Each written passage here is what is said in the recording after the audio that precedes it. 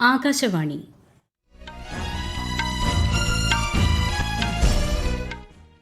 നമസ്കാരം. വാർത്തകൾ വായിക്കുന്നത് സോഫിയ ഡാനിയൽ.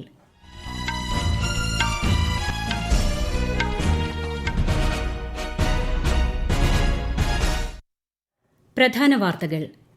കേരളം ഉൾപ്പെടെയുള്ള 4 സംസ്ഥാനങ്ങളിലും കേന്ദ്രഭരണ പ്രദേശമായ പുതുച്ചേരിയിലേക്കുമുള്ള നിയമസഭാ തെരഞ്ഞെടുപ്പ് തീയതികൾ പ്രഖ്യാപിച്ച് കേന്ദ്ര തെരഞ്ഞെടുപ്പ് കമ്മീഷൻ. കേരളവും അസമും പുതുച്ചേരിയും ഏപ്രിൽ 9-ന് പോളിംഗ് ബൂത്തിലേക്ക്. തമിഴ്നാട്ടിൽ ഏപ്രിൽ 23-നും പശ്ചിമബംഗാളിൽ 2 ഘട്ടങ്ങളിലുമാണ് വോട്ടെടുപ്പ്. 5ഇടത്തും വോട്ടെണ്ണൽ മെയ് 4-ന്. തിരഞ്ഞെടുപ്പ് പ്രക്രിയ സുഗമമാക്കുന്നതിനാവശ്യമായ നടപടികൾ സ്വീകരിക്കാൻ നിർദ്ദേശം നൽകിയതായി മുഖ്യ തെരഞ്ഞെടുപ്പ് കമ്മീഷണർ. 25 ലക്ഷത്തോളം ഉദ്യോഗസ്ഥരെ വിന്യസിക്കും.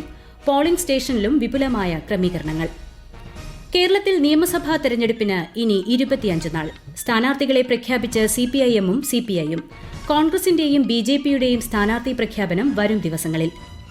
പശ്ചിമേഷ്യൻ മേഖലയിൽ നാളെ മുതൽ നടക്കാനിരുന്ന 12ാം ക്ലാസ് പരീക്ഷകൾ റദ്ദാക്കി സിബിഎസ്ഇ.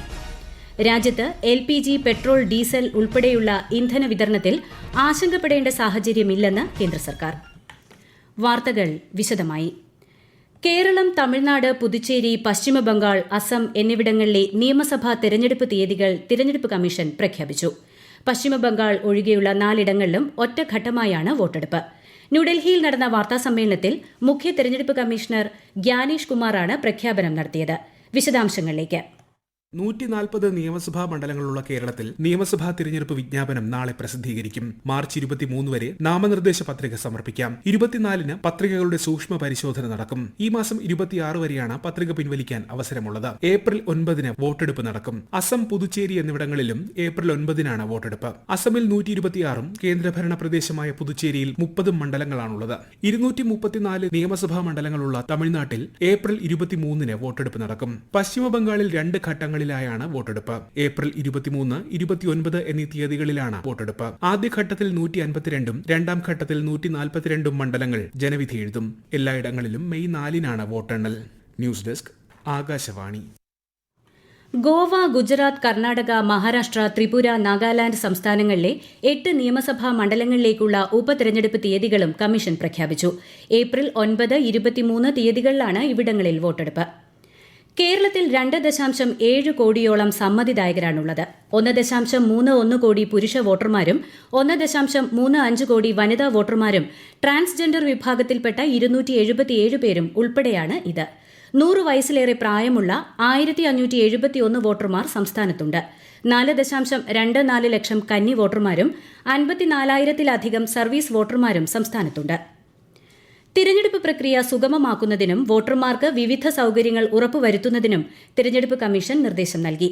25 ലക്ഷത്തോളം ഉദ്യോഗസ്ഥരെ തിരഞ്ഞെടുപ്പ് പ്രക്രിയയ്ക്കായി വിന്യസിക്കും. ഒരു റിപ്പോർട്ട്.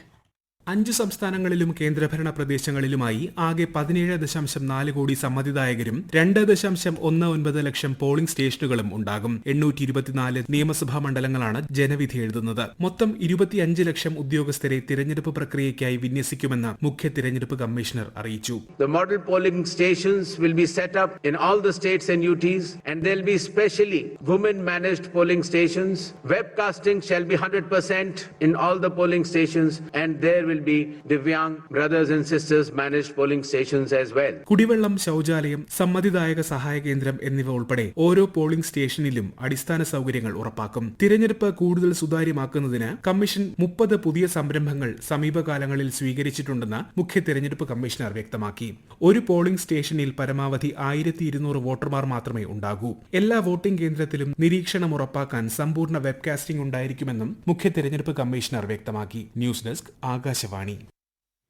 വിവിധ സംസ്ഥാനങ്ങളിലെ സവിശേഷമായ പോളിംഗ് സ്റ്റേഷനുകളെക്കുറിച്ച് സംസാരിക്കവെ കേരളത്തിൽ ഇടുക്കി ജില്ലയിലെ ഇടമലക്കുടിയിലെ 34-ാം നമ്പർ പോളിംഗ് സ്റ്റേഷനെപ്പറ്റി മുഖ്യ തെരഞ്ഞെടുപ്പ് കമ്മീഷൻ പരാമർശിച്ചു.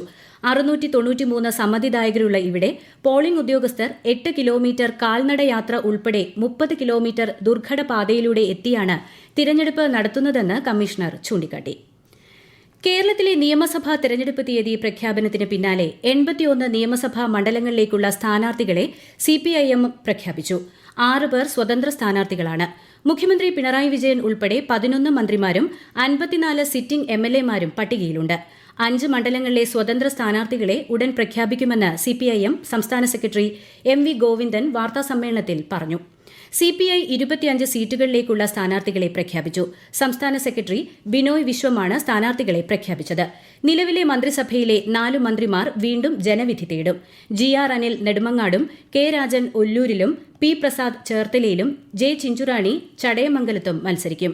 UDF സ്ഥാനാർത്ഥി പട്ടിക ഉടൻ പ്രഖ്യാപിക്കുമെന്ന് പ്രതിപക്ഷ നേതാവ് VD സതീശൻ പറവൂരിൽ മാധ്യമപ്രവർത്തകരോട് പറഞ്ഞു. 2 ദിവസത്തിനുള്ളിൽ NDA സ്ഥാനാർത്ഥി പട്ടിക പുറത്തിറക്കുമെന്ന് BJP നേതാവ് PK കൃഷ്ണദാസ് അറിയിച്ചു. ഈ വാർത്തകൾ ആകാശവാണിയിൽ നിന്ന്. ആകാശവാണി വാർത്തകളും വാർത്താധിഷ്ഠിത പരിപാടികളും all India radio news Thiruvananthapuram YouTube ചാനലിലും all India radio news Thiruvananthapuram Facebook പേജിലും AR News_ തിരുവനന്തപുരം ഇൻസ്റ്റഗ്രാം അക്കൌണ്ടിലും AR News_TVM X ഹാൻഡിലും ലഭ്യമാണ്. രാജ്യത്തുടനീളമുള്ള LPG വിതരണക്കാർക്കിടയിൽ വിതരണം നിലച്ചതായി റിപ്പോർട്ടുകളില്ലെന്ന് പെട്രോളിയം പ്രകൃതിവാതക മന്ത്രാലയം. ഇന്നലെ ഏകദേശം 77 ലക്ഷം LPG ബുക്കിംഗുകൾ രേഖപ്പെടുത്തിയതായും മന്ത്രാലയം പ്രസ്താവനയിൽ അറിയിച്ചു. ബീഹാർ, ഡൽഹി, ഹരിയാന, രാജസ്ഥാൻ എന്നിവയുൾപ്പെടെ നിരവധി സംസ്ഥാനങ്ങളും കേന്ദ്രഭരണ പ്രദേശങ്ങളും സർക്കാർ മാർഗനിർദ്ദേശങ്ങൾക്കനുസൃതമായി ഗാർഹികേതര LPG അനുവദിക്കുന്നതിനുള്ള ഉത്തരവുകൾ പുറപ്പെടുവിച്ചിട്ടുണ്ട്. വാണിജ്യ LPG സിലിണ്ടറുകൾ എല്ലാ സംസ്ഥാനങ്ങളിലെയും ഉപഭോക്താക്കൾക്ക് ലഭ്യമാണ്. രാജ്യത്തുടനീളം ആവശ്യത്തിന് പെട്രോളും ഡീസലും ലഭ്യമായതിനാൽ പരിഭ്രമിക്കേണ്ട സാഹചര്യമില്ലെന്നും മന്ത്രാലയം അറിയിച്ചു. പശ്ചിമേഷ്യയിലെ സംഘർഷാവസ്ഥ സംബന്ധിച്ച് പൊതുവായ വീക്ഷണത്തിൽ എത്താൻ ബ്രിക്സ് അംഗരാജ്യങ്ങളുമായി ഇന്ത്യ ചർച്ചകൾ നടത്തിവരികയാണെന്ന് വിദേശകാര്യ മന്ത്രാലയ വക്താവ് രൺധീർ ജയ്സ്വാൾ. അംഗരാജ്യങ്ങൾക്കിടയിലെ ഭിന്നതകൾ സമവായത്തിലെത്തുന്നത് ബുദ്ധിമുട്ടാക്കിയിട്ടുണ്ട്. ബ്രിക്സ് അധ്യക്ഷ രാജ്യം എന്ന നിലയിൽ ഇന്ത്യ ചർച്ചകൾക്ക് അവസരം ഒരുക്കുന്നുണ്ട്. ബ്രിക്സ് രാജ്യങ്ങളിലെ ഷെർപ്പകളുടെ യോഗം ഈ മാസം 12-ന് നടന്നുവെന്നും ശ്രീ ജയ്സ്വാൾ അറിയിച്ചു. പശ്ചിമേഷ്യൻ മേഖലയിൽ നാളെ മുതൽ അടുത്ത മാസം 10 വരെ നടക്കാനിരുന്ന 12ാം ക്ലാസ് പരീക്ഷകൾ central board of secondary education റദ്ദാക്കി. നേരത്തെ മാറ്റിവച്ച പരീക്ഷകളും റദ്ദാക്കുമെന്ന് CBSE അറിയിച്ചു. മേഖലയിലെ 12ാം ക്ലാസ് വിദ്യാർത്ഥികളുടെ ഫലപ്രഖ്യാപന രീതി പിന്നീട് അറിയിക്കുമെന്നും ബോർഡ് അറിയിച്ചു. ഗംഗാ നദിയുടെ തീരങ്ങളിലും വെള്ളപ്പൊക്ക സമതലങ്ങളിലുമുള്ള അനധികൃത നിർമ്മാണങ്ങളെക്കുറിച്ചും റിപ്പോർട്ട് സമർപ്പിക്കാൻ കേന്ദ്ര സർക്കാരിനോട് ആവശ്യപ്പെട്ട് സുപ്രീംകോടതി. കയ്യേറ്റങ്ങൾ നീക്കം ചെയ്യാൻ സ്വീകരിച്ച നടപടികളെക്കുറിച്ചും വ്യക്തമാക്കണമെന്ന് നിർദ്ദേശിച്ചു. ഗംഗാനദി കടന്നുപോകുന്ന നിരവധി സംസ്ഥാനങ്ങൾക്കും കോടതി നോട്ടീസ് അയച്ചിട്ടുണ്ട്. ലഡാക്കിൽ കനത്ത മഞ്ഞുവീഴ്ചയെ തുടർന്ന് 6 ദിവസമായി അടച്ചിട്ടിരുന്ന സോജീല ചുരത്തിലൂടെയുള്ള ഗതാഗതം പുനരാരംഭിച്ചു. റോഡ് പുനഃസ്ഥാപിക്കുന്നതിനായി മഞ്ഞുനീക്കൽ സംഘങ്ങൾ തുടർച്ചയായി പ്രവർത്തിച്ചിരുന്നു. ചുരത്തിലൂടെ യാത്ര ചെയ്യുന്നവർ ഗതാഗത നിയന്ത്രണങ്ങൾ പാലിക്കാനും കാലാവസ്ഥാ മുന്നറിയിപ്പ് പരിശോധിക്കാനും അധികൃതർ നിർദ്ദേശിച്ചിട്ടുണ്ട്. വരുന്ന സാമ്പത്തിക വർഷം മുതൽ ഫാസ്ടാഗ് വാർഷിക പാസിനുള്ള ഫീസ് പരിഷ്കരിച്ച് ദേശീയപാത അതോറിറ്റി. നിലവിലെ 3000 രൂപയിൽ നിന്ന് 3075 രൂപയായി വർദ്ധിപ്പിച്ച ഫീസ് അടുത്ത മാസം 1-ാം തീയതി മുതൽ ബാധകമാകും. ഇടയ്ക്കിടെ റീചാർജ് ചെയ്യേണ്ടതിന്റെ ആവശ്യകത ഒഴിവാക്കുന്നതാണ് ഫാസ്ടാഗ് വാർഷിക പാസ്. സംഘടിത സ്വർണ്ണക്കടത്ത് സംഘങ്ങളിൽപ്പെടുന്ന 6 പേർ റവന്യൂ ഇന്റലിജൻസിന്റെ പിടിയിൽ. ഡൽഹി, കൊൽക്കത്ത എന്നിവിടങ്ങളിലായി പ്രവർത്തിക്കുന്ന സംഘങ്ങളിലെ അംഗങ്ങളാണ് പിടിയിലായത്. ഇവരിൽ നിന്ന് 14 കോടിയിലധികം വിലമതിക്കുന്ന സ്വർണം, വെള്ളി, പണം എന്നിവ പിടിച്ചെടുത്തു. കൊൽക്കത്തയിൽ നിന്ന് ഡൽഹിയിലേക്ക് സ്വർണവുമായി ട്രെയിനിലെത്തിയ ഒരാളെ നേരത്തെ പിടികൂടിയിരുന്നു. പിന്നാലെ നടത്തിയ അന്വേഷണത്തിലാണ് കള്ളക്കടത്ത് സംഘം പിടിയിലായത്. കരസേനയും ജമ്മുകശ്മീർ പോലീസും നടത്തിയ സംയുക്ത ഓപ്പറേഷനിൽ ഒരു പാകിസ്ഥാൻ ഭീകരൻ കൊല്ലപ്പെട്ടു. ബാരാമുള്ള ജില്ലയിലെ ഉറി സെക്ടറിലായിരുന്നു സംഭവം. ബുച്ചാറിൽ നിയന്ത്രണ രേഖയിലൂടെയുള്ള നുഴഞ്ഞുകയറ്റ ശ്രമം പരാജയപ്പെടുത്തിയതായി സൈന്യം അറിയിച്ചു. 2027 പത്മ പുരസ്കാരങ്ങൾക്കുള്ള നാമനിർദ്ദേശം ഇന്നു മുതൽ സമർപ്പിക്കാം. ജൂലൈ 31 അവസാന തീയതി. രാഷ്ട്രീയ പുരസ്കാർ പോർട്ടൽ വഴി ഓൺലൈനായി മാത്രമാണ് അപേക്ഷ സമർപ്പിക്കേണ്ടത്. പ്രധാന വാർത്തകൾ വീണ്ടും. കേരളം ഉൾപ്പെടെയുള്ള 4 സംസ്ഥാനങ്ങളിലും കേന്ദ്രഭരണ പ്രദേശമായ പുതുച്ചേരിയിലേക്കുമുള്ള നിയമസഭാ തെരഞ്ഞെടുപ്പ് തീയതികൾ പ്രഖ്യാപിച്ച് കേന്ദ്ര തെരഞ്ഞെടുപ്പ് കമ്മീഷൻ. കേരളവും അസമും പുതുച്ചേരിയും ഏപ്രിൽ 9-ന് പോളിംഗ് ബൂത്തിലേക്ക്. തമിഴ്നാട്ടിൽ ഏപ്രിൽ 23-നും പശ്ചിമബംഗാളിൽ 2 ഘട്ടങ്ങളിലുമാണ് വോട്ടെടുപ്പ്. 5-ഇടത്തും വോട്ടെണ്ണൽ മെയ് 4-ന്.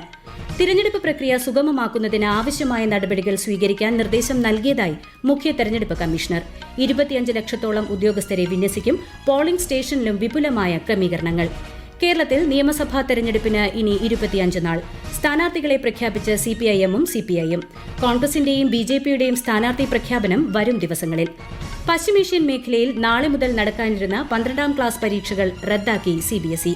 രാജ്യത്ത് LPG, പെട്രോൾ, ഡീസൽ ഉൾപ്പെടെയുള്ള ഇന്ധന വിതരണത്തിൽ ആശങ്കപ്പെടേണ്ട സാഹചര്യമില്ലെന്ന് കേന്ദ്ര സർക്കാർ. വാർത്തകൾ കഴിഞ്ഞു. അടുത്ത വാർത്താ പ്രക്ഷേപണം രാത്രി 8:35.